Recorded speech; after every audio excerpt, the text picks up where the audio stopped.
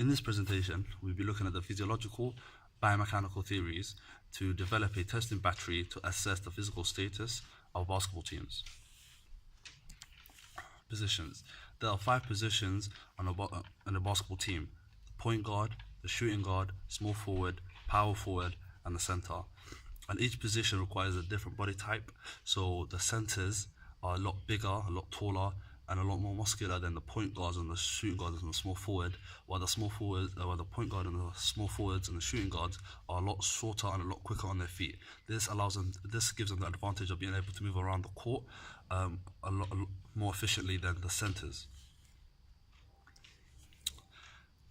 Physiological and biomechanical factors. In this presentation, we'll be looking at 3 components of fitness: agility, speed, and power, which are fundamental and very important when it comes to a game of basketball, because agility allows you to move in different directions very quickly, which is essential in beating your opponent when it comes to basketball. Speed and power. We will also looking at physiological factors, which are the ATP-PC system, the anaerobic glycolysis system, the aerobic energy systems. The components of fitness that will be looked at will be speed, agility, and power. The physiological factors that are relevant to basketball are aerobic and anaerobic system. Basketball requires tremendous endurance, speed, agility, and power.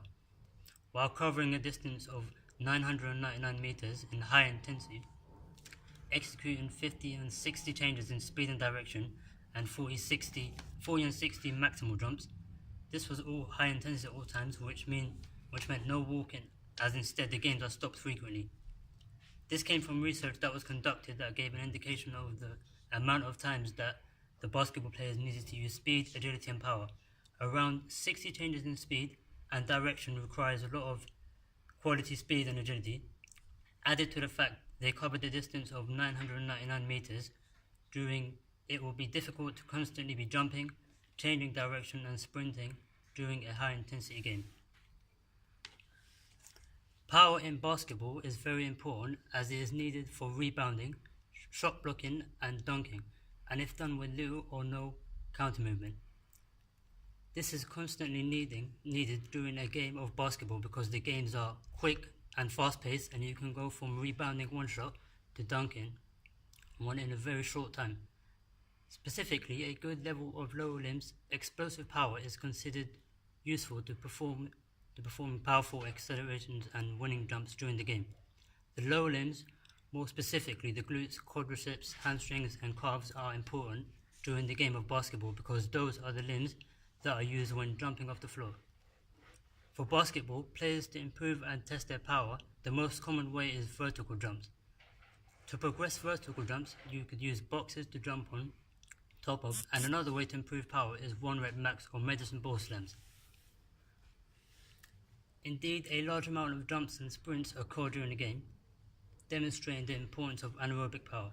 During basketball, which is more of a stop-start sport, the players would use more of the anaerobic system because of the constant change of direction and jumps involved in the game.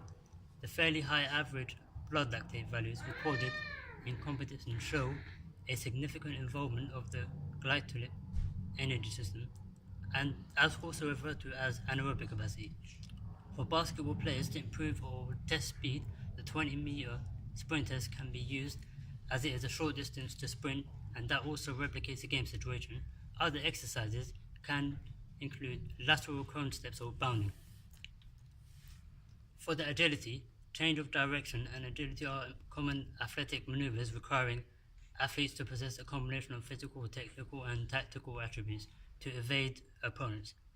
Agility is constantly being used by basketball players because you could change from being the attacking team to the defensive team within seconds, and you would need to change direction instantly.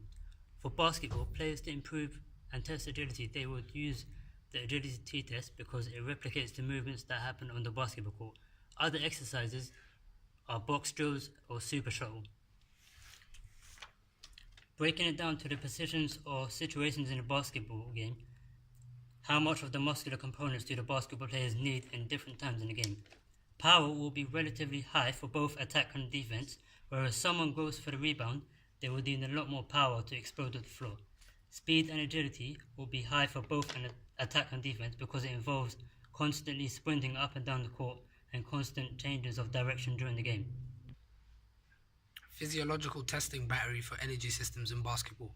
Aerobic capacity. Aerobic capacity refers to the ability to sustain a certain level of aerobic activity for a certain length of time.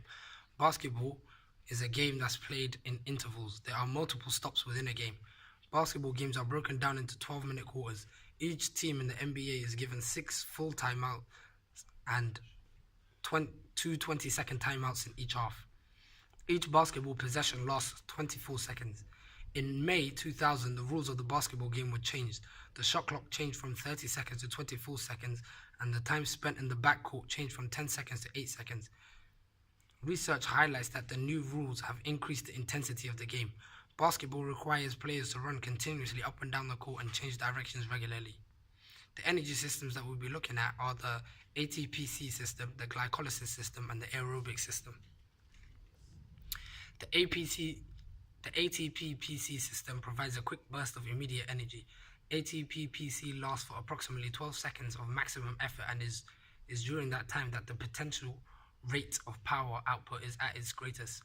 Fox and Matthews suggested that 85% of the energy demands of basketball were met by the breakdown of ATP-PC system and 15% from glycolysis. To train the ATP-PC system, sprints of 10 to 15 seconds at maximum intensity with 2 minutes rest to fully replenish the system will allow basketball players to train and develop the ATP-PC system. Bowman 1984 states that short sprints of 30 meters is an effective way of training the ATPC energy system. The anaerobic glycolysis system. Anaerobic glycolysis system lasts for 15 seconds to 20 minutes. The glycolysis system is the second fastest way to resynthesize ATP. During glycolysis, carbohydrates in the form of either blood glucose is broken down through a series of chemical reactions to form pyruvate. For every molecule of glucose broken down to pyruvate through glycolysis, 2 molecules of usable ATP are produced.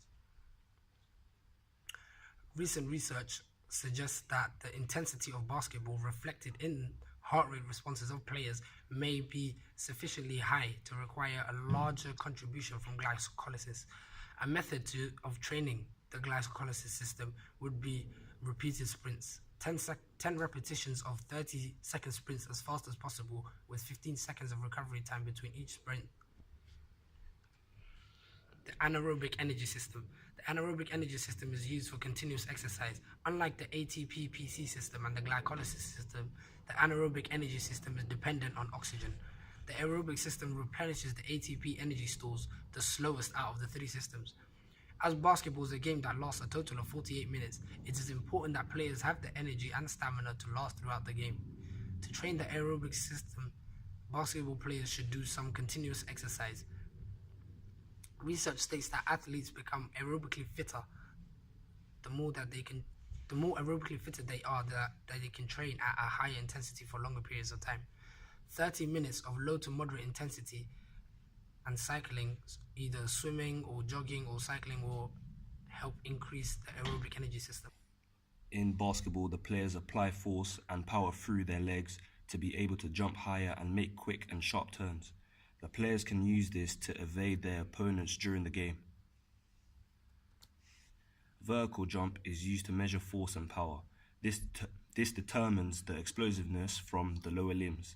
This is used to measure an athlete's maximal jump height result. The vertical jump is appropriate to basketball because jumping is an essential part of the sport since it is needed for rebounds and shooting.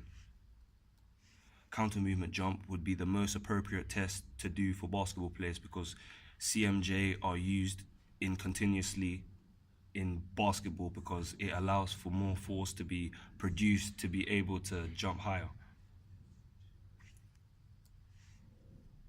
To conclude this presentation, the components of fitness used in the presentation are important in basketball. The test battery used are essential to basketball. Speed, power, and agility are components key in determining the success of basketball. The testing battery consists of physiological factors such as the different energy systems that basketball players experience throughout the game. These are the references.